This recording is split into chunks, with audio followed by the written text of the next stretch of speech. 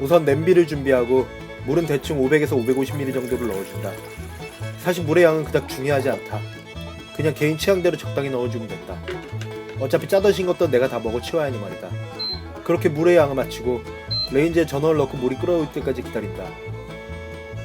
전기포트에 물을 끓여서 할까도 생각해봤지만 귀찮다. 오늘의 라면은 안성탕면이다. 내가 안성탕면을 고른 이유는 그냥 집에 있으니까 먹는 거지 뭐 다른 이유는 없다. 토핑으로는 파와 양파를 넣을 예정이다. 물이 끓는 동안 양파를 미리 썰어 놓았다.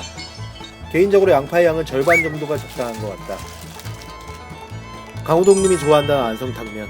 오늘 나는 학교 앞 분식집 스타일로 라면을 끓여볼 예정이다. 별 특별한 것은 없다. 보통 파, 계란, 양파, 후춧가루, 김가루가 토핑으로 쓰이더라. 계란이 없다. 그래서 그냥 계란은 빼기로 했다. 사실 계란 하나 넣자고 편의점에 다녀오기가 너무 귀찮았다. 좀 부족하게 먹으면 어떤가. 어차피 내 입으로 들어갈 것을. 그나저나 물이 더럽게 안 끓어오른다. 전기레인지는 이게 조금 흠인 것 같다. 물 끓는 시간이 오래 걸리는 것 같아서 라면 스프부터 때려 넣었다. 지금이라도 스프를 먼저 넣고 물을 끓이면 좀 더 빨리 끓겠지 하는 생각이 든다. 이럴 거면 진작에 라면 스프를 먼저 넣고 물을 끓일 걸 그랬다. 넣는 와중에 썰어 놓은 양파도 같이 때려 넣었다. 이건 개인적인 의견일 수도 있지만 나는 면발과 함께 씹히는 양파의 식감을 좋아한다. 다만 양파가 너무 익지 않아야 된다는 것. 물 끓는 시간이 지루해서 잠깐 딴짓을 하는 중이다. 심심하다.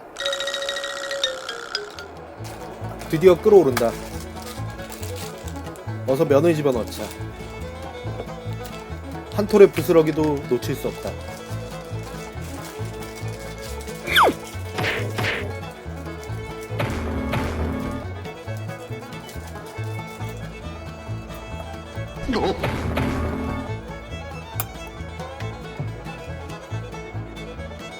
라면을 끓이는 시간은 4분 30초가 적당하다. 레시피에 4분 30초를 끓이면 맛있다고 적혀있으니까 그냥 그렇게 따라하는 것 뿐이다. 라면회사 연구원들이 고민해서 만든 고급 레시피다. 대기업 다닌 양반들이 개인 취향을 적어놓진 않았을 테니까. 끓이는 중간에 면을 들어 찬 공기와 접촉시키면 면발이 더 쫄깃해져서 맛있다고 했지만 그 과정은 패스했다. 집안에서 끓이는 와중에 차가운 공기가 어디 있을까 싶으며 무엇보다 귀찮았다. 마지막으로 파를 썰어 넣어주었다. 파를 넣었으면 레인지 불을 꺼도 된다. 예열로 익히면 되니까. 마침 시간이 다 되었다는 알림도 울렸다. 밥상 차리자. 넣지 못한 계란이 못내 아쉽긴 하지만 오늘은 계란이 나의 귀찮음을 이기지 못했다.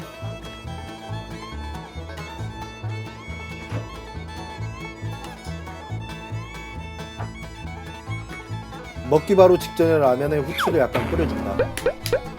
후춧가루를 뿌리는 게 학교 앞 분식집 라면 맛의 핵심이다. 그리고 마지막으로 김가루 토핑을 올려주면 완성이다.